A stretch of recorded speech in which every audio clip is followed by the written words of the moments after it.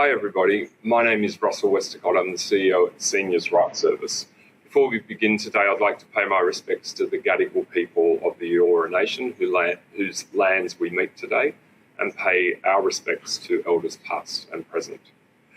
Thanks for joining us today for the launch of the final report of the abuse of older people, a community response. This report has come about after the delegation of over 550 people at February's National Elder Abuse Conference demanded action on elder abuse. The day after the conference, 70 leaders from across multiple sectors met to discuss what needed to be prioritised in terms of a national response to elder abuse in Australia. This report, the report that we're releasing today, is a product of those two events. On page 7 of the report, you will note all the agencies that participated in the strategy event back in February. Thanks to everybody who took part in both the conference and the community summit following.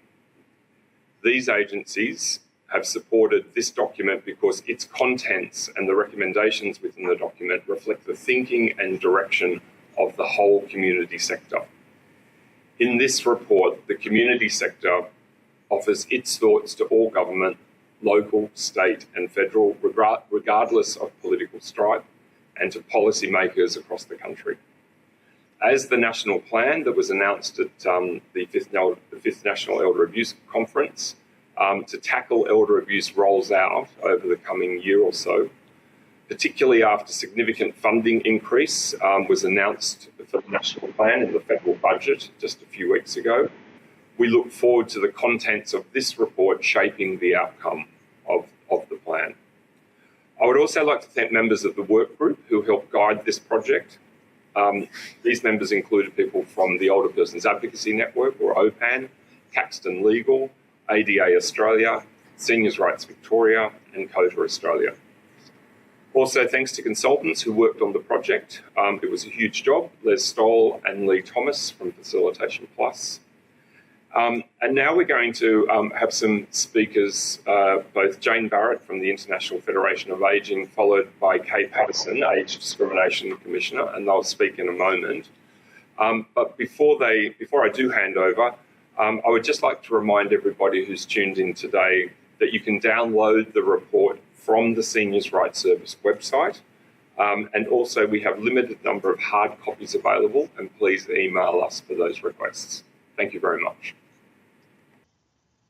As member states, including Australia, prepare for the United Nations 9th session of the Open-Ended Working Group on Ageing for the purpose of strengthening the protection of the human rights of older people, the launch of the final report titled Abuse of Older People, a Community Response, makes an important contribution to international dialogue.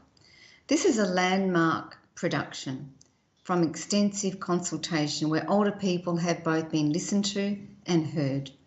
The diversity and reputation of participant organisations is impressive, as is the numerous public sector agencies and thought leaders who observed. This is truly a community response to elder abuse, which is now visible to all Australians. Australians are known for their collective action, for standing up for what is right and what is true. This report serves as a tool to galvanise the community from an individual level to across government departments. We must not, however, rest on our laurels and delegate this publication to part of our bookshelf. Australians have owned the problem, and through this report created a coherent plan with clear and measurable recommendations based on an important narrative that states that older people across cultures, gender, socioeconomic levels have both value and are valued. Also that the rights of older people are human rights, and that there is no situation or circumstance that the abuse of an older person, or anyone else for that matter, can be normalised. The International Federation on Ageing is very proud to be part of this launch and looks forward to hearing the strong and affirmative voice from Australia at the next Open-Ended Working Group in New York in July. Congratulations to the Seniors' Rights Service and their leadership in convening the 5th National Elder Abuse Conference, which largely led to this important report. But may we all take on the role to being agents of change and not stop until elder abuse is not only not acceptable, but not existent. Thank you very much and congratulations once again. Ladies and gentlemen, Dr. Kay Patterson will now be speaking to us on the Australian. Thank you very much for inviting me to help launch this important report, Abuse of Older People, a Community Response.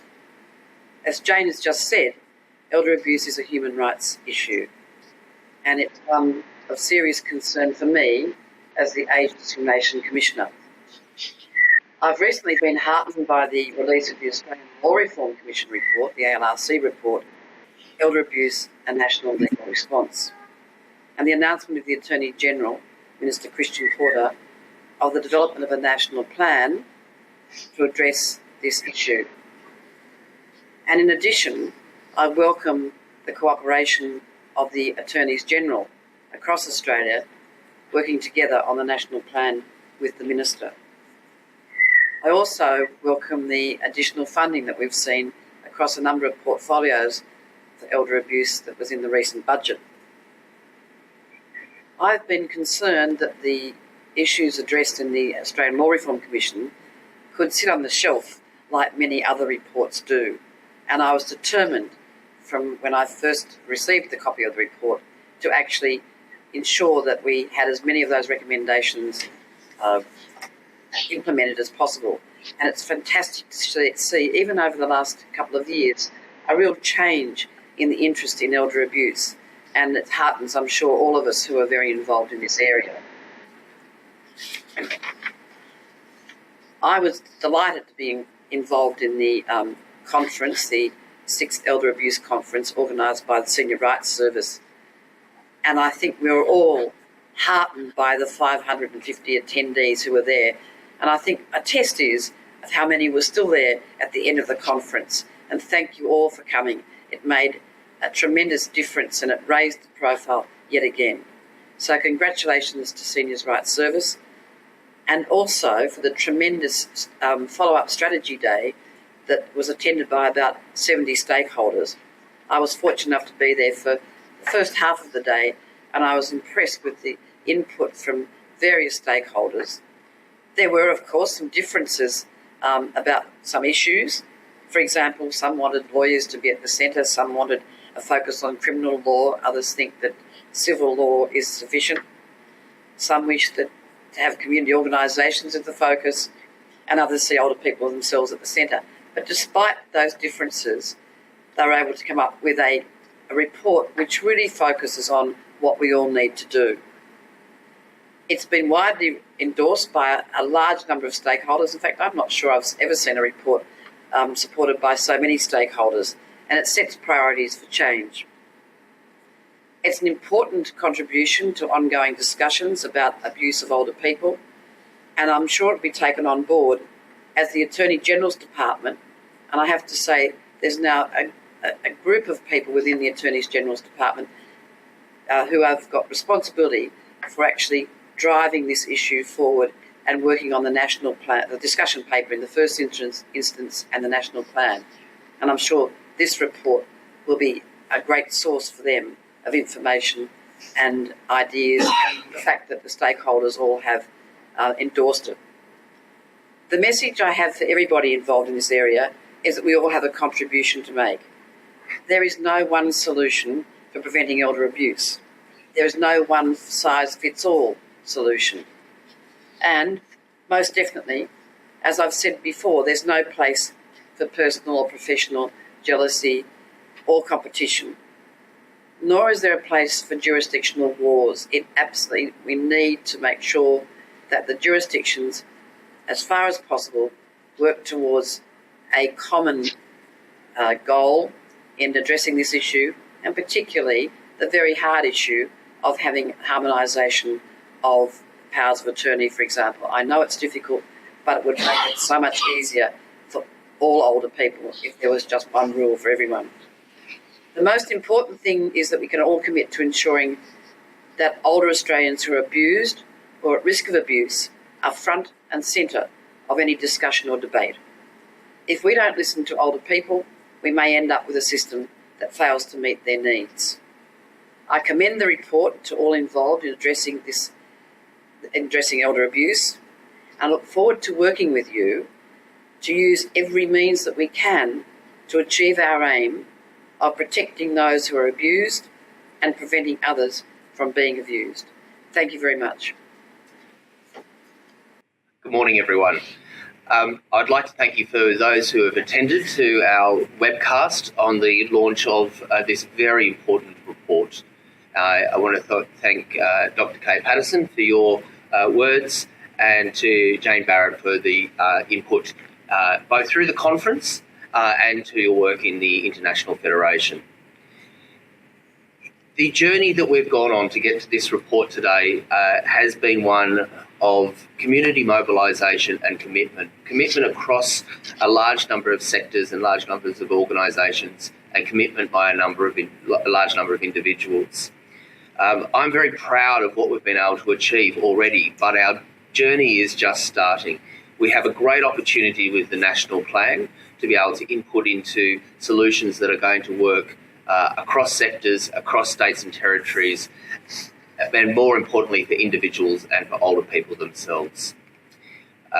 In commending this report to you, I really would like to ask people to think about what are you going to be able to do to help mobilise your either local community, your organisation, or the politicians and governments in your area. It has been said that this cannot sit on the shelf. Our national plan cannot sit on the shelf. It's time for action, and it's time for us each individually to commit to using this report and our other advocacy opportunities to keep elder abuse and the prevention of elder abuse on the agenda over the next few years and into the future. It is a long journey we're on, but it is a very important journey. I would like to thank the committee who put together the report and the process. It shows what community can do, what experts and collective action can occur when people put their minds to it. So thank you for all those who have been involved. Thank you to Russell and to Seniors Rights Service staff who have been so key in bringing this forward, and to the other organisations that have supported this, the Attorney General's Department with funding for the day, and the Older Persons Advocacy Network. I encourage everyone to think about what you are going to do in the next few weeks as we lead up to World Elder Abuse Awareness Day. What are you going to do to help bring this plan to life, to help the community voice come out? And I would also like to encourage people to think about attending the next national conference in Queensland next July, the 6th National Elder Abuse Conference. So on that note, I thank you for your participation, and I commend the report to you. Thank you.